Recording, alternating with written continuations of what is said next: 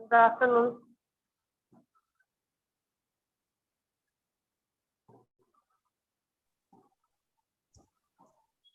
Afternoon, ma'am.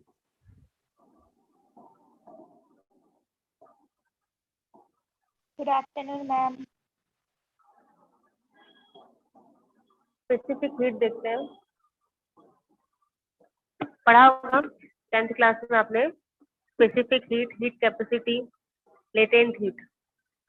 तो जैसे कि अगर हम लोग दो अलग अलग बॉडी को लेते हैं, एक बर्तन में आप ले लेंगे गर्म पानी और एक में ठंडा पानी ले लेते हैं, और दोनों का टेम्परेचर अलग अलग हो गया। यहाँ पर एक का टेम्परेचर ज्यादा हो गया और एक का टेम्परेचर कम हो जाएगा।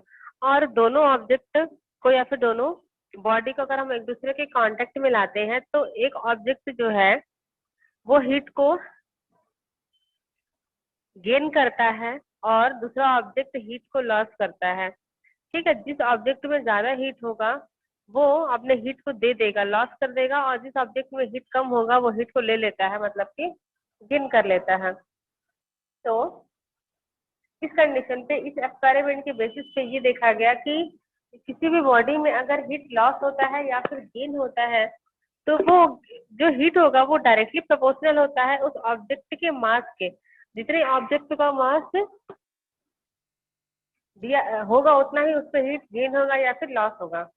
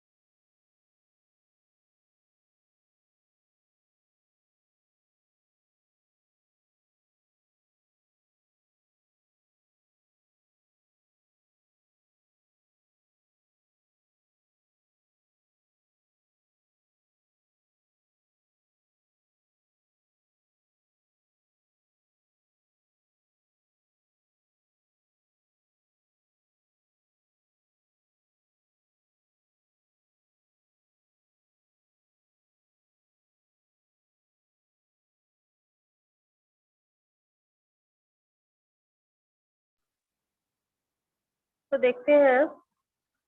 हाँ, किसी ऑब्जेक्ट का जितना ज्यादा मास होगा उस ऑब्जेक्ट में उतना ही ज्यादा हीट गेन होगा या फिर लॉस होता है।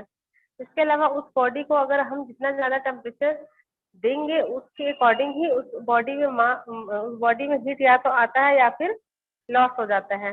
तो किसी बॉडी में मास और टेम्परेचर के अकॉर्डिंग ही उस बॉडी में जो हीट होगा वो गेन होता है या लॉस होता है। तो इस इक्वेशन को कंबाइन करेंगे तो ये आपका जो del Q is directly proportional M into del T हो जाएगा, और यहाँ पे प्रोपोर्शनलिटी का साइन हटेगा तो यहाँ पे एक कांस्टेंट लगेगा स्मॉल एस, जिसको हम कांस्टेंट ऑफ प्रोपोर्शनलिटी कहते हैं या फिर स्पेसिफिक हीट ऑफ मटेरियल कहते हैं। अब अगर आपको यहाँ पर स्पेसिफिक हीट की वैल्यू निकालनी है स्पेसिफिक हीट की, तो आपका ये जो वैल्यू है डेल क्यू के अपॉन में आ जाएगा एम इंटू डेल टी, ये निकल जाएगा स्पेसिफिक हीट का फॉर्मूला। उसके बाद इसका यूनिट होता है ऐसा सिस्टम में जूल पर केजी इंटू केल्विन।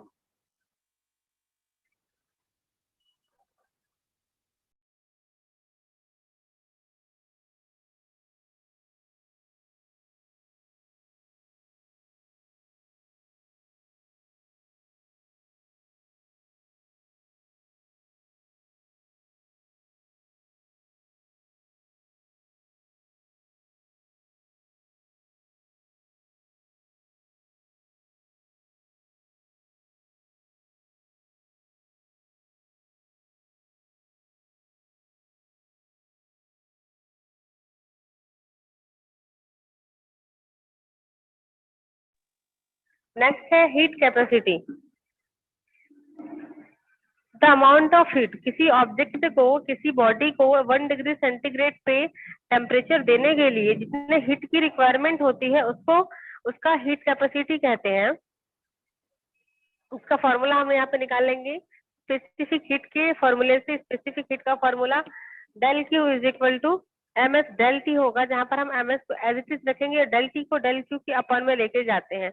तो इस एम जो है वो आपका मास को शो करता है और स्मॉल एस जो है वो स्पेसिफिक हीट को शो करता है। तो इन दोनों के प्लेस पर हम रखेंगे एक कांस्टेंट कैपिटल एस, जिसको हीट कैपेसिटी कहा जाएगा। इसकी हेल्प से आप इसका यूनिट भी निकाल सकते हैं, जैसे कि हीट का यूनिट होता है केल्विन, सॉरी जूल, और टाइम का होता है, सॉरी टेम्परेचर का होता है केल्विन।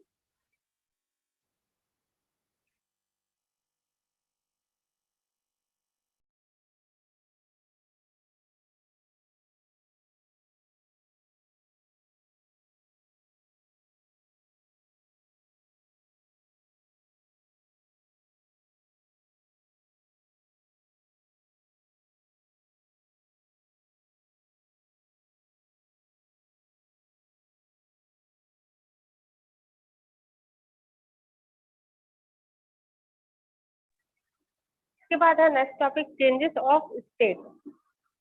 स्टेट कितने टाइप में चेंज होता है। हमको पता है कि कोई भी सब्सटेंस जनरली 3 स्टेट में पाया जाता है, सॉलिड, लिक्विड और गैस। तो एटमॉस्फेरिक प्रेशर पे जो ऑब्जेक्ट होता है उसका स्टेट जो है वो चेंज हो जाता है। वो एक फॉर्म से दूसरे फॉर्म में चेंज होता है जब हम उस ऑब्जेक्ट को या तो गर्म करते हैं या फिर ठंडा करते हैं। तो किसी ऑब्जेक्ट की ट्रांजिशन में चेंजेस होना या किसी ऑब्जेक्ट के स्टेट में चेंजेस होना, उसको चेंजेस ऑफ स्टेट कहा जाता है।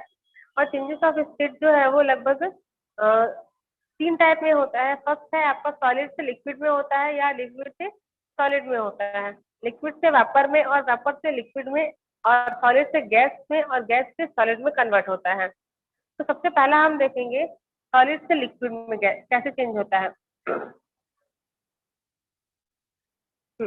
अगर कोई ऑब्जेक्ट, जैसे कि हम एग्जांपल ले लेते हैं आइस का, अगर आप आइस को गर्म करेंगे तो वो आपका सॉलिड फॉर्म में रहेगा और वो लिक्विड में कन्वर्ट हो जाता है। तो सॉलिड का लिक्विड में चेंज होना, इस प्रोसेस को कहते हैं मेल्टिंग का प्रोसेस कहते हैं।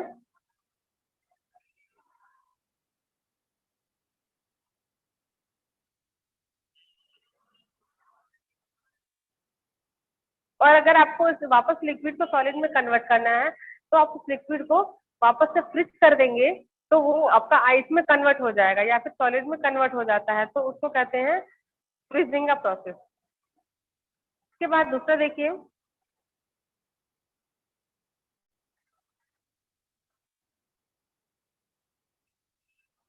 लिक्विड से वेपर में कन्वर्जन।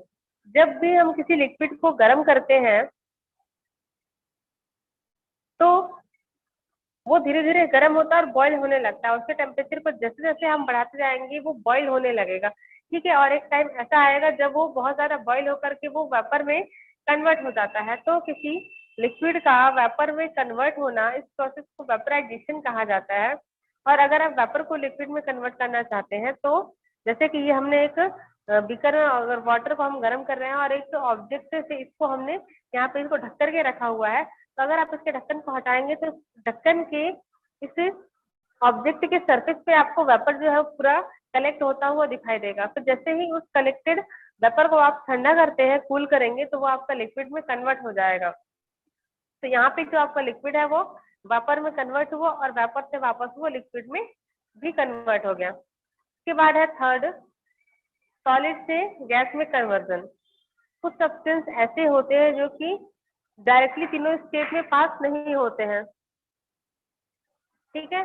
तो वो प्रोसेस जहाँ पे सॉलिड ऑब्जेक्ट जो है वो वेपर में डायरेक्ट कन्वर्ट हो जाता है, उसको सब्लिमेशन का प्रोसेस कहते हैं। जब कोई सॉलिड सब्सटेंस डायरेक्टली लिक्विड में कन्वर्ट हो जाता है, sorry, solid substance directly gases form में कन्वर्ट हो जाता है, तो उसको सब्लिमेशन कहा जाता है। इस प्रोसेस में जो सॉलिड है वो वेपर में कन्वर्ट हो जाएगा, मतलब कि गैस के फॉर्म में कन्वर्ट हो जाता है, जैसे कि ड्राई आइस, जिसका एग्जांपल होता है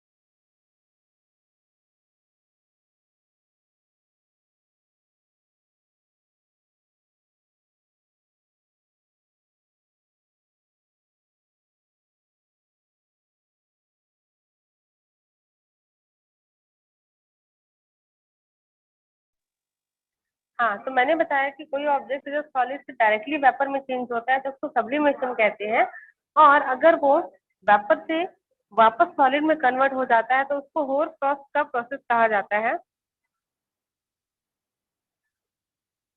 होर फ्रॉस्ट कहा जाएगा जब कोई ऑब्जेक्ट वेपर से डायरेक्ट सॉलिड में कन्वर्ट होगा।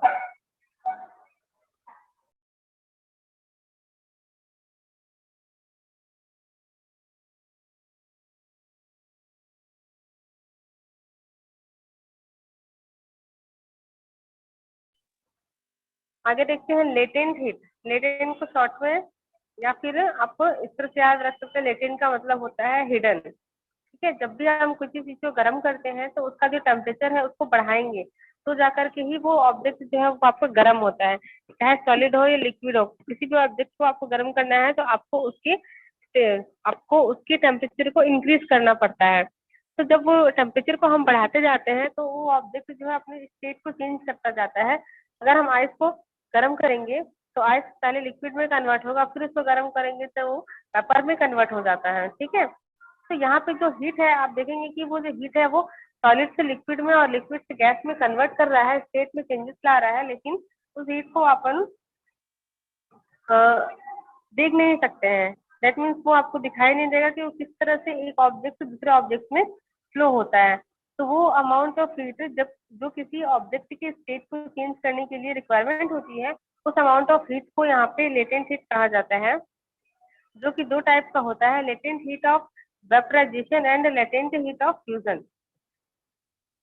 तो लेटेंट हीट ऑफ वेपराइजेशन इसे कहेंगे जब किसी यूनिट मास के लिक्विड को वेपर में कन्वर्ट करने के लिए जितने अमाउंट ऑफ हीट की रिक्वायरमेंट होगी, ठीक है, किसी लिक्विड को वेपर में कन्वर्ट करने के लिए जितने अमाउंट ऑफ हीट की रिक्वायरमेंट होती है उसको लेटेंट हीट ऑफ वेपराइजेशन कहेंगे।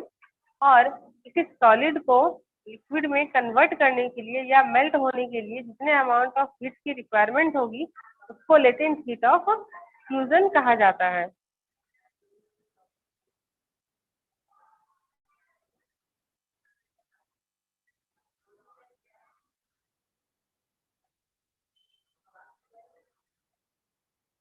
इसके बाद देखिए ये जो ग्राफ बना हुआ है, ये ग्राफ जो है ये आपके सारे टेम्परेचर को एक साथ शो करता है। इससे पहले कोई हम लिक्विड की एक सॉलिड सब्सटेंस की बात करते हैं, वो पहले सॉलिड पे होता है, ठीक है। उसको आप जैसे ही मेल्ट करेंगे वो लिक्विड में कन्वर्ट हो जाएगा, और उसके बाद आप उसको बॉईल करते हैं तो ही वो वेपर में कन्वर्ट होता है। सबसे पहले उसका टेम्परेचर यहाँ पे नॉर्मल होता है, फिर उसके टेम्परेचर को धीरे धीरे हमने यहाँ पे बढ़ाया है, ठीक है। पहले इस तरह से सॉलिड सब्सटेंस था, वो उसको गर्म किया, मेल्ट हुआ, वो लिक्विड में कन्वर्ट हुआ, फिर उसको बॉईल किया, फिर वो वेपर में कन्वर्ट होता है। तो इस तरह से जैसे जैसे हम टेम्परेचर को इंक्रीज करते जाते हैं, वैसे वैसे उस सब्सटेंस का जो स्टेट होता है वो चेंज होता चला जाता है। ये लास्ट का टॉपिक था, इसके बाद मैं आपको क्वेश्चन आंसर वगैरह सेंड कर दूंगी। नेक्स्ट क्लास में हम लोग देखेंगे थर्मल प्रॉपर्टी ऑफ मैटर का पार्ट 2।